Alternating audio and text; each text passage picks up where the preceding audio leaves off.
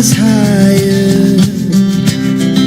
The night's young, it has just begun, as she puts her hand in mine.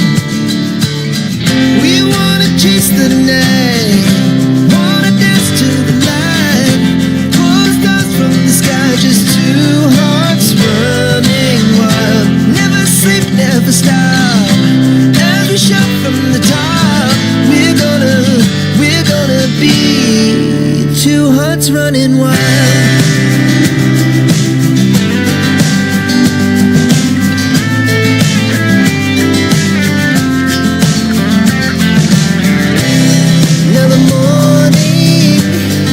The afternoon, we lay awake in bed.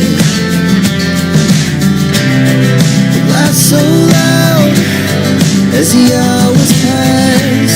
We're gonna do it all again. We wanna chase the night, wanna dance to the light, pull the stars from the sky, just two hearts running wild. Never sleep, never stop, shout from the top. We're gonna be. Thank you for joining us here on West Indies Cricket Development Academy YouTube channel, and we are covering the series between the West Indies and South Africa, the first test, day one at the Queen's Park Oval in Trinidad and Tobago. There's rain there here at the Queen's Park Oval in Trinidad at the moment, and as you could see on your screen there, our early lunch rather, has been taken because of the inclement weather there at the Queen's Park Oval. The rain would have stopped a few minutes ago, but the field is waterlogged, and the ground staff is working overtime to get it ready for the resumption of play after the lunch break. Thank you for joining us, viewers from all over the world.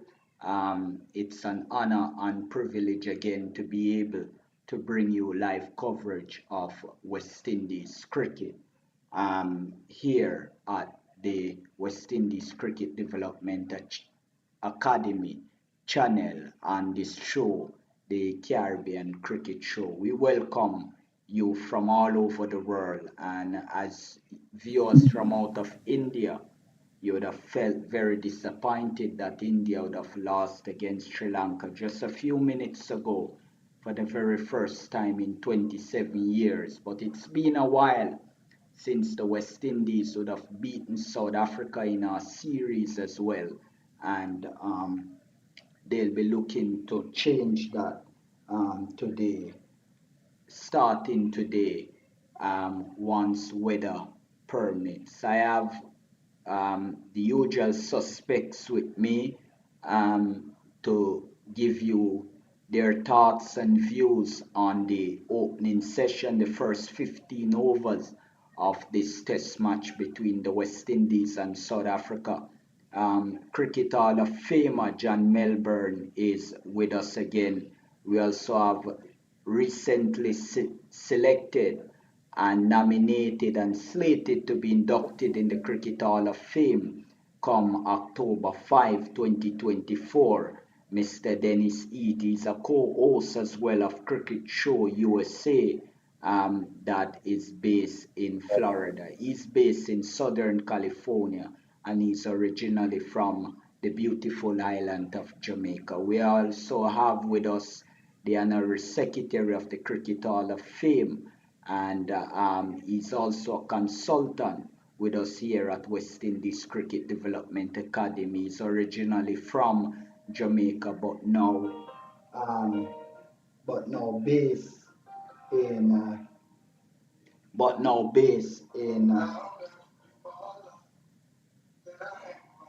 but now based in New Jersey, and he's with us to give us his thoughts as well as it regards to the first 15 overs of this test match.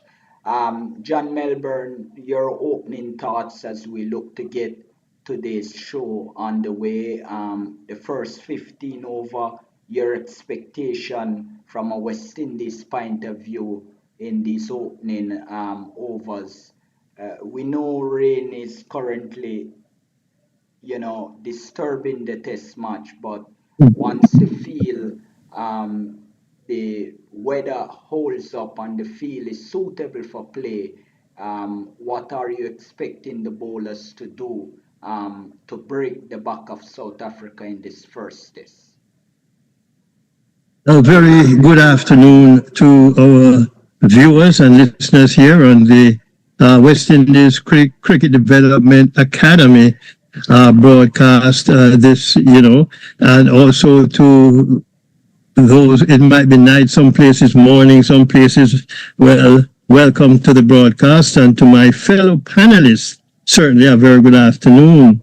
Let me just say this first right up. I have not seen the morning session of play because, to be very honest, I have been busy watching the Olympic Games, because I do have a broadcast at 6 o'clock this afternoon, and I am preparing for that broadcast.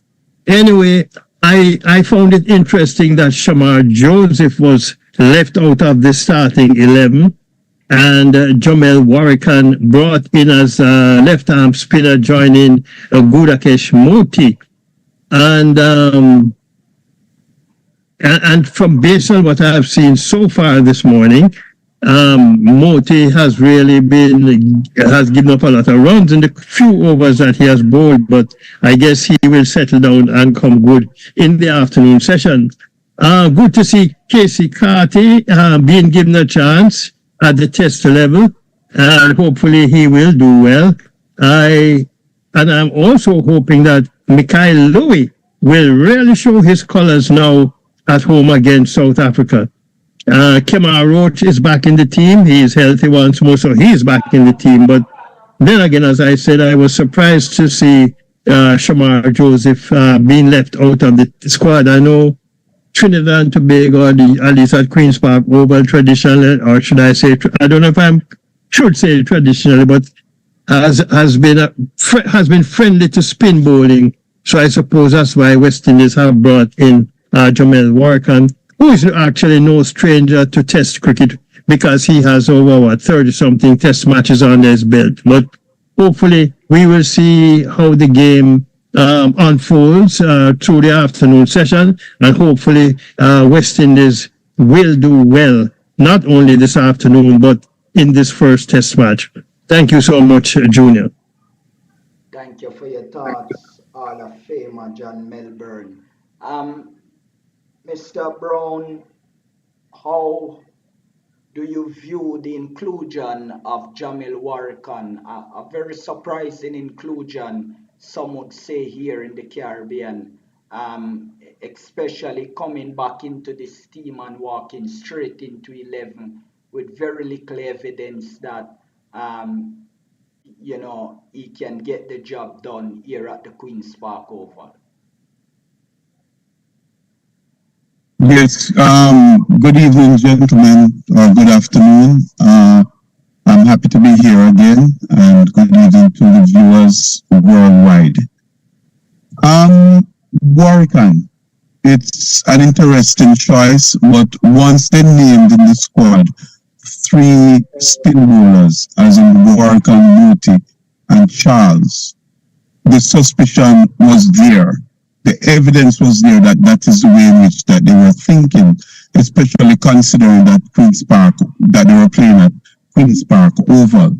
We have already seen some deliveries shooting and keeping a bit low on the batsmen. For example, the ball that Holder used to dismiss Markham.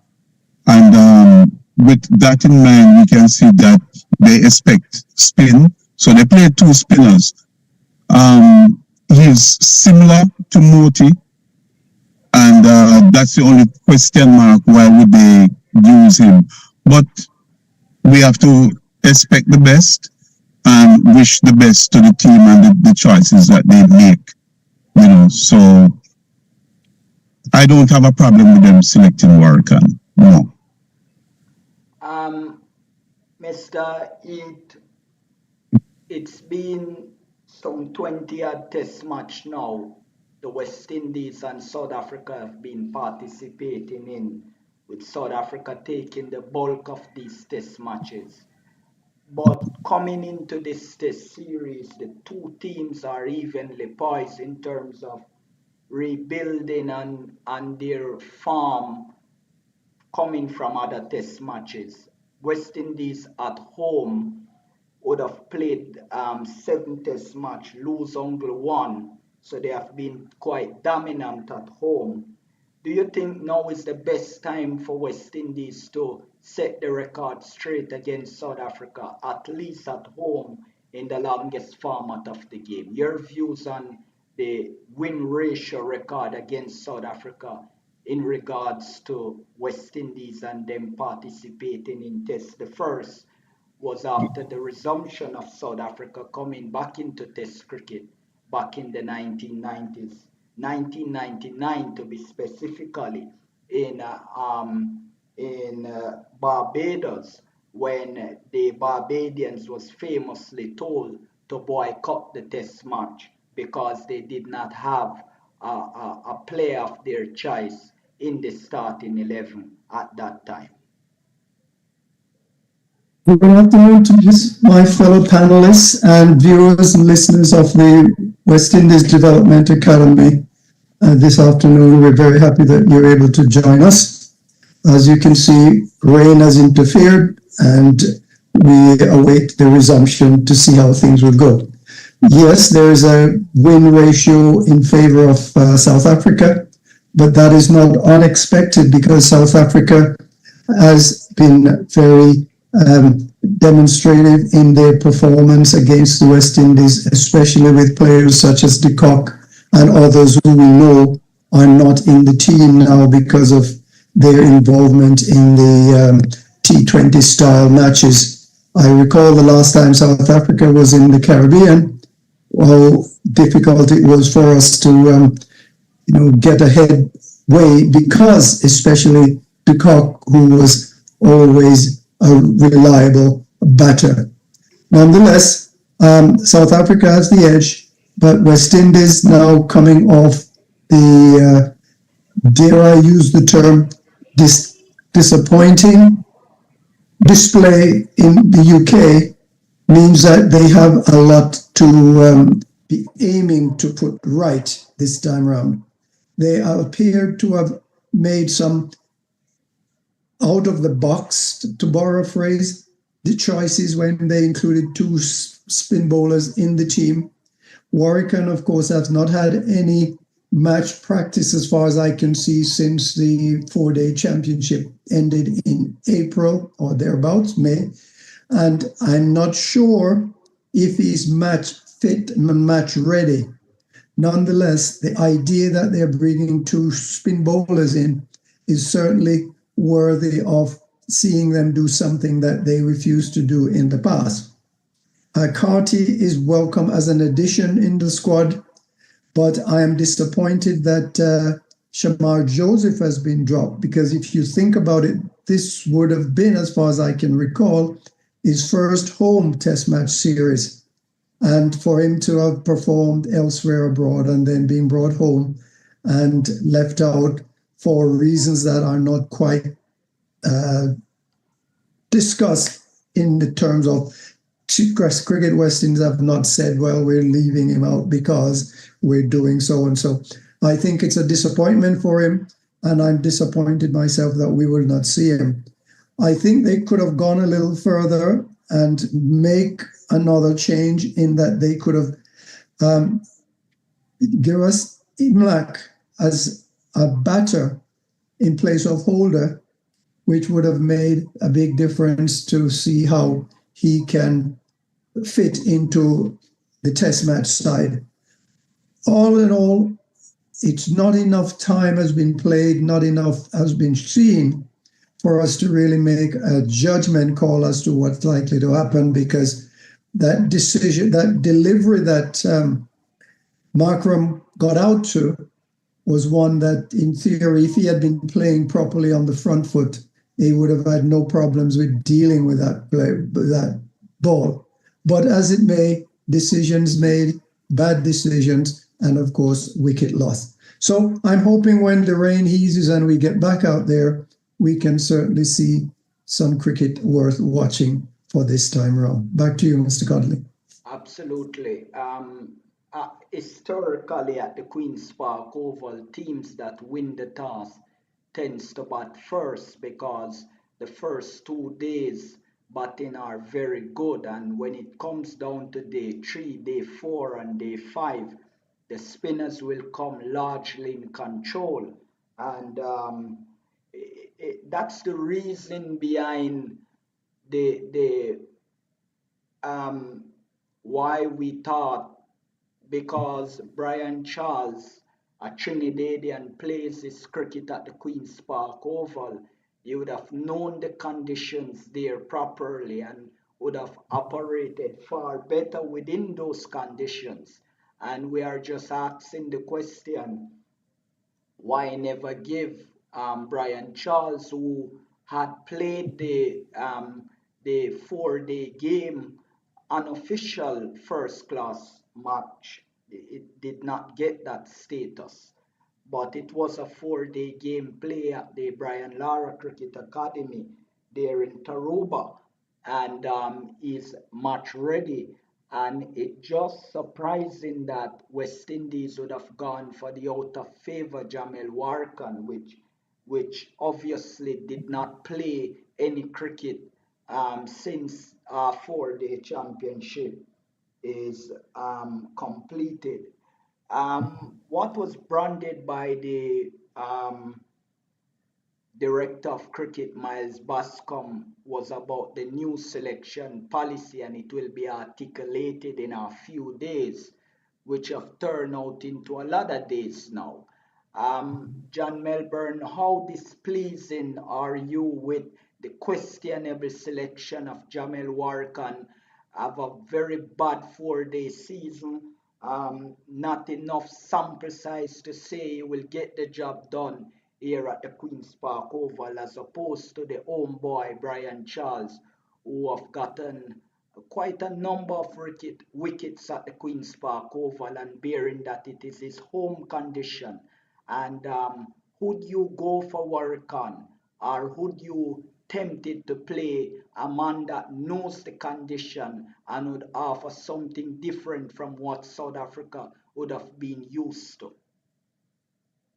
I think we have to see how the series unfolds, because let's be fair to Jamel Warkan. While I would have preferred to see someone else in the team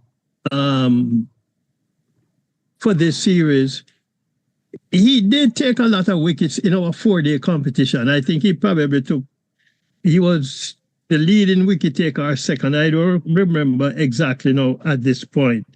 But Jamel Warkan, yeah, he took 35 wickets.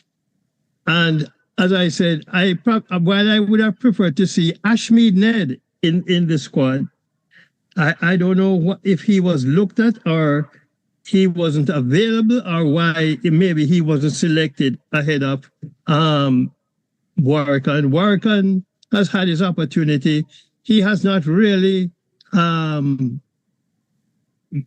far as I'm concerned, done a whole lot to warrant being recalled again. And at this point in the if I want to call it the rebuilding process of West Indies cricket, then I would have gone to Ashmead Ned instead of Jamel Warkan. But as I say, if you are selecting a team based on performance, or if you have set up a marker in which to select a team from, then the people who perform in that marker have to be given a chance. And so Jamel Warkan, he took his 35 wickets in the 4-day tournament. And I guess based on that, he was brought back into the home series against South Africa. And I think particularly too, since the Queen's Park Oval wicket, it tends to be favored spin bowling at some point during a match. So we just have to see how this test match develops and how Warren contributes to the West Indies process. Back to you, Junior. Mr. Brown, the first player from St. Martin to have played Test cricket for the West Indies in the person of Casey Carty. How happy are you to see the elevation of the young man? He has played some quite awesome innings in ODI cricket and now making a transition to the longer format of the game. What's your expectation from Casey Carty when he does get an opportunity to bat in a few days' time?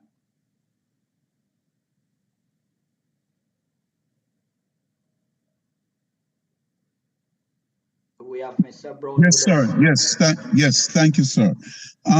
Carty, naturally, people need to get opportunities to express themselves and show what it is they can do on whatever stage it is. So I would not begrudge him that opportunity. I'm happy for him. And what I expect him to do is to buckle down and take advantage of the opportunity that he has now to establish himself. His One of the wonderful things about averages, and that is not playing the game because it is not played on paper, but what it indicates is how much someone can concentrate and focus on the job at hand. Our batsmen, especially, their first class averages are below par. And no matter how good they look, this has nothing to do with how good you look and how well you can bat. It's how long you can focus, how long can you keep your mind on the job at hand. Now, South Africa brought in Ryan Rickerton, just as a comparison. And Rickerton, his first class average is 50 runs per inning. Casey Cart is 20 something. So you can see a difference in the what you would reasonably expect from both players. One of them has much more experience, even though he's younger, and the older one don't have that much experience. And then we throw in the one-day cricket and the T20 cricket, and you get a very muddled mind. So I'm hoping and I expect for Carty to take this opportunity with both hands. Remember that he's playing Test cricket. Remember that batting long is what it is all about. Not batting long and just pushing the ball around, but scoring runs as you go along and not getting bogged down. And the number 3 position is a very, very, very, very responsible position. And I would like to have seen somebody with a little more experience batting there in place once they removed Mackenzie, maybe putting Athanaze in the number 3 hole and then letting Carthy come in a little, at number 4, if that is the case. That's what they want to do. Absolutely. Those thoughts will come back very strongly in the coming days once this test match continues to unfold. Mr. Eid, the elevation of Casey Carty, we all met last week and thought that this was going to happen. But once again, the clarity behind this selection, one, the questionable selection of Jamel Warkan and by virtue of Casey Carty, the reasoning behind these players coming back is not clear. West Indies continue to let us down where communication is concerned. And then the bombshell that there's a pending matter in the appellate court in Guyana about West Indies vice presidency and all this crap that continues to creep in our cricket. And then with their own selection of this test match, bearing that at these times of the year there's a lot of rain in these parts and in these countries. Just give us an overall view of the direction of West Indies cricket really with these questionable decisions and these chaka chaka behaviors in our cricket. Some people wonder why West Indies cricket is like this. Do you think these things are contributing to the downfall of West Indies cricket in these days and age? Yeah, Mr. James Codlin. One point to correct for Brother Dale. Carty's average in the 2024 season, I think, was 41, not in the 20s. So he's certainly as a better average, or at least an average equivalent. Okay, thanks for the correction, but I was speaking about his career average. My apologies. I thought we were going up. Okay. But no, anyway, it's career average. And yeah. I compared it with the South Africans' career average. All right. Thank you. Yeah, Mr. Codlin, we've seen decisions being made by Cricket West Indies, which appears to be made in a vacuum.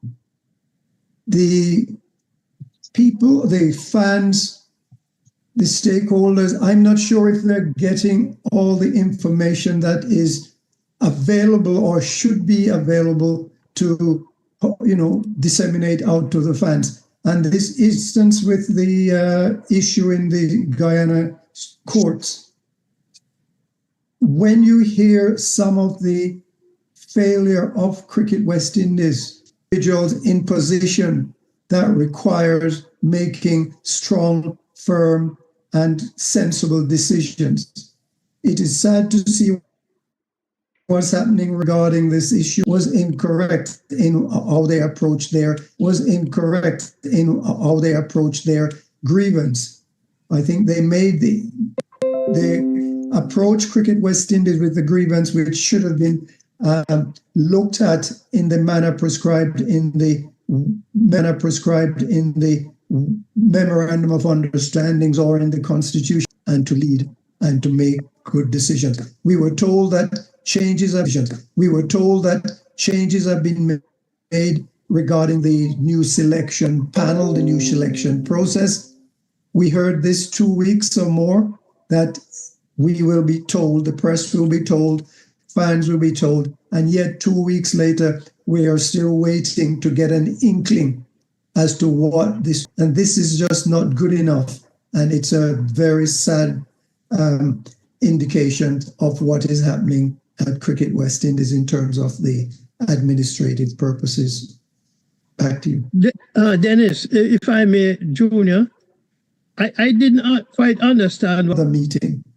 Since Cricket West Indies ignored the articles that they're supposed to follow, Guyana felt that they had no choice but to take this matter to the courts, although they tried several times to seek arbitration or to seek discussion with Cricket West Indies. But in all instances, it appeared that Cricket West Indies, through their councils, have not responded to Guyana Cricket Board, and they did not respond to the court about the matter.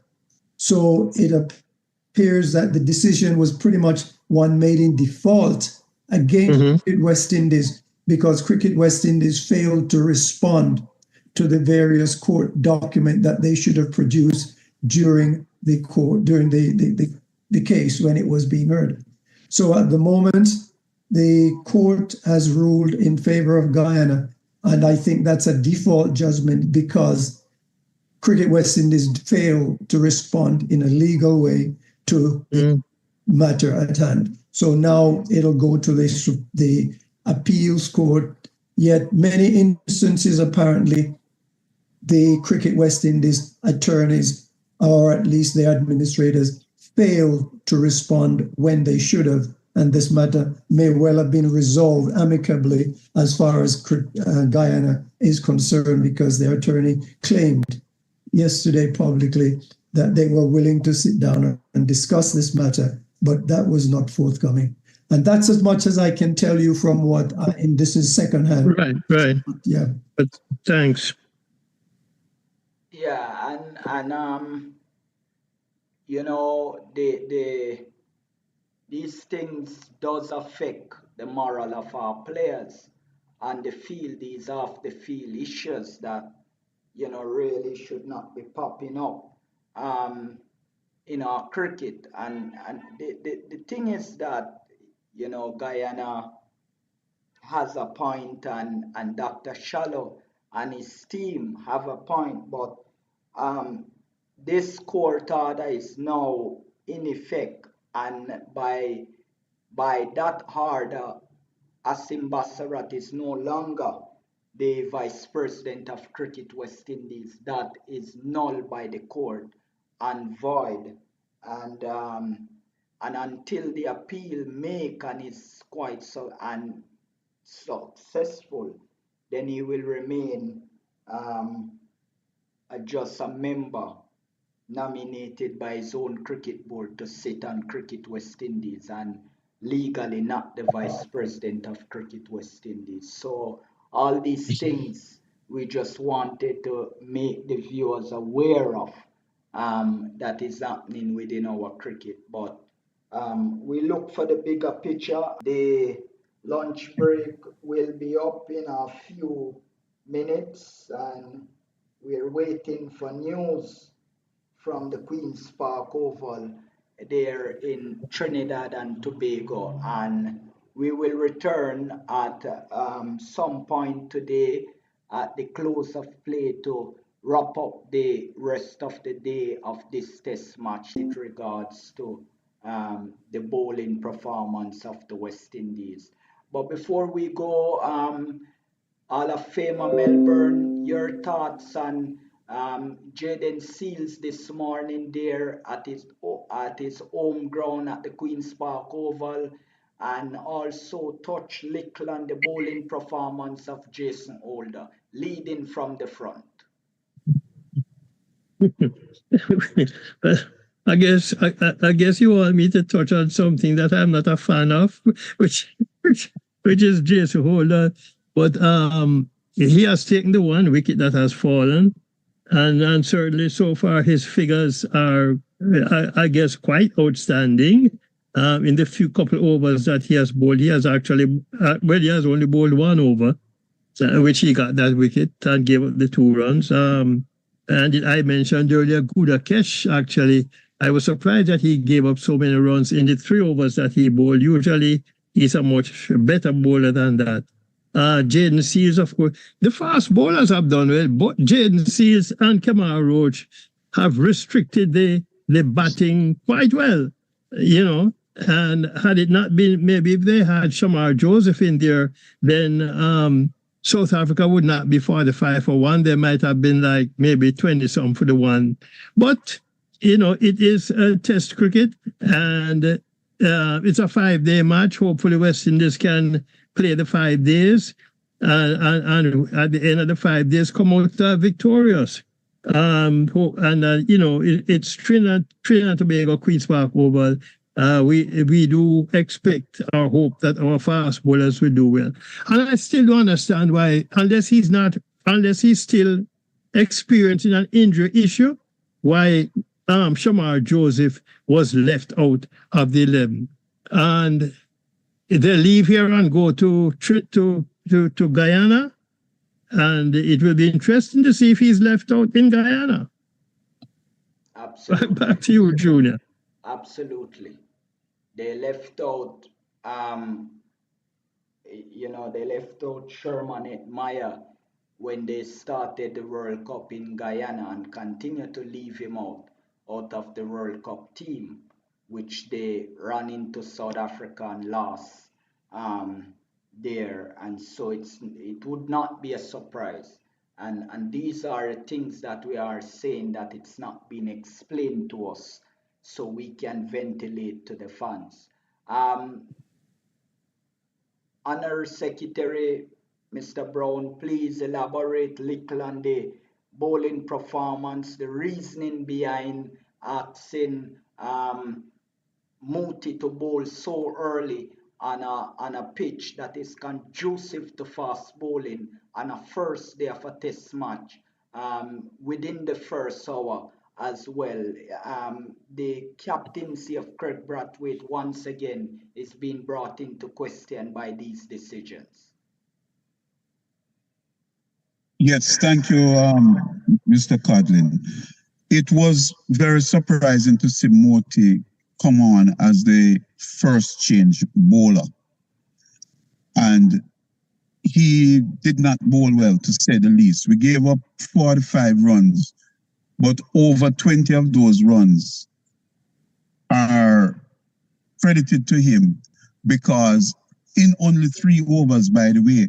And what I found interesting with him is that when he got the ball, he started bowling around the wicket, which would mean, of course, drifting the ball into the batsman, and either the ball coming in with the arm or drifting or turning away towards slip.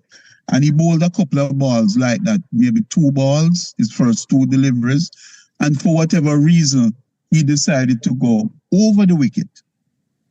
And in going over the wicket, he promptly got hit for 2 consecutive sixes because he had to change his line and it affected his length and he overpitched on both occasions. It's not the fact that the batter did what he did. It's just the fact that Moti changed what he was doing and then loosened the shackles by overpitching the deliveries. So I was not happy with him at all. It's the worst 3 overs I've seen him bowl in a very long time. Roach bowled well in that he kept it tight. If I'm not getting your wicket, you're not going to score runs. Holder came on and bowled, of course, took the 1 wicket and bowled a tight line and length.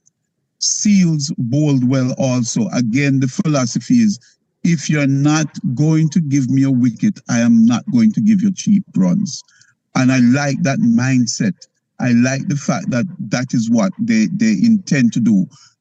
Do you want to lock up shop? Not a problem. I will keep probing and testing your patience, but I'm not going to give you these easy boundary balls. And that's all a bowler can do. And that is what you want them to go out there and do. So, except for Moti, I think everybody did what they had to do.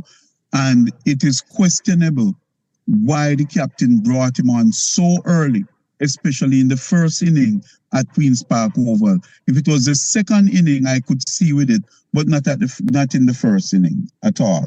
Absolutely. So, Dale, you think what is happening with Brathwaite? We questioned him not bringing on Moti earlier in England, and so he brought him on early here. And again, that is very possible, Mr. Melbourne, because when word get out to people, it play on their minds, All you have to do is plant the seed. And once that seed is planted, what usually happens, people, instead of doing the right thing, they overcompensate for what they are doing. So he overcompensated now by bringing him, okay, you want him early? I'm going to show you what early is. And he brought him extremely early. Yeah. Yes, so I would agree with what you are saying there. Absolutely. Mr. Eid, your rounded thoughts on these decisions and the bowling so far? Well, the bowlers they're coming up, they're running up and they're going through the motion, but I don't see them beating the bat. I don't see them challenging. It's as if they're just going through the motion, and the batters, all they have to do is just wait their time.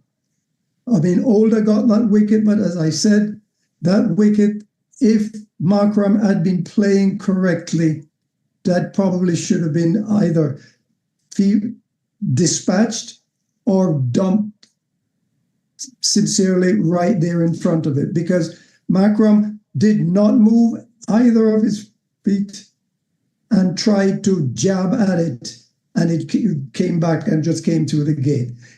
This delivery that could certainly have been handled by any competent batting stroke using your feet. So it's too early to say that Holder has been effective. It's too early to say that Seal has been effective. And Roach, well, Roach is Roach. He's tidy and we know what he's capable of. But right now, I'm disappointed that the bowlers are not making the batters play and miss. They're not doing anything with the ball. There's no movement. It's just straight up and down. I'm hoping that that can be rectified at some later stage. But then that's typical of West Indies. They did not invite England batters to play and miss.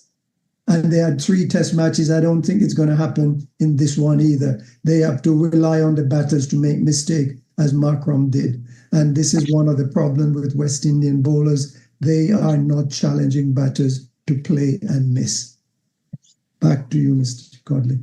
Absolutely. And news from the Queen's Park Oval is that rain has resumed, and so the wait for the resumption of the test match will continue. We will be back at 5 Eastern Caribbean time to wrap up the first day of this test match. So until then, we will be back on in a few hours' time. From the West Indies Cricket Development Academy and all its panelists here covering the first test between South Africa and the West Indies 2024, we say goodbye until we are back with you in a few hours' time. Our hearts beat to the city Thank you, sir. streets. We began to feel the fire. Good rap, good rap. Between South Africa and West Indies has unfortunately ended because of rain and the wet outfield. Play will resume tomorrow early once there's no rain, and that should start at 9:30 p.m. local time in Trinidad and Tobago, 8:30 Jamaica time, 9:30 in the Eastern Caribbean. Thank you for watching today, and we hope to see you tomorrow for the resumption of the first test between South Africa and the West Indies 2024. Goodbye for now.